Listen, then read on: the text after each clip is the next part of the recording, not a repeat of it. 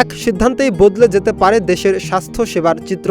রোগীর তথ্য সংরক্ষণ থেকে শুরু করে চিকিৎসকের কাছে প্রয়োজনীয় তথ্য পৌঁছানো সবকিছু একটি সমন্বিত ডিজিটাল ব্যবস্থার আওতায় আনতে যাচ্ছে সরকার। এজন্য গড়ে তোলা হচ্ছে ন্যাশনাল ই-হেলথ প্ল্যাটফর্ম। প্রাথমিকভাবে কয়েকটি জেলায় পাইলট প্রকল্পের মাধ্যমে এর কার্যক্রম শুরু করার নির্দেশ দিয়েছেন প্রধানমন্ত্রী তারেক রহমান। প্রধানমন্ত্রীর প্রেস উইং জানিয়েছে, সভায় প্ল্যাটফর্মটির সম্ভাব্য কাঠামো, পরিচালনা পদ্ধতি এবং স্বাস্থ্যসেবায় এর ব্যবহার নিয়ে বিস্তারিত আলোচনা হয়।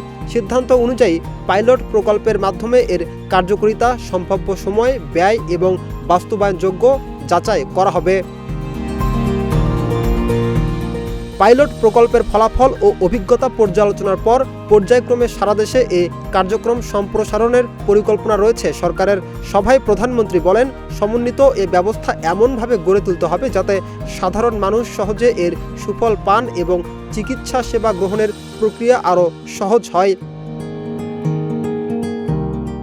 রোগীর প্রয়োজনীয় স্বাস্থ্য তথ্য নিরাপদে সংরক্ষণ, প্রয়োজনের সময় সংশ্লিষ্ট চিকিৎসক বা স্বাস্থ্যসেবা প্রতিষ্ঠানের কাছে সহজে তথ্য পাওয়ার ব্যবস্থা এবং ব্যক্তিগত নিরাপত্তা নিশ্চিত করার উপরও গুরুত্ব দেন তিনি। রাকিব হাসান, ইত্তেফাক নিউজ।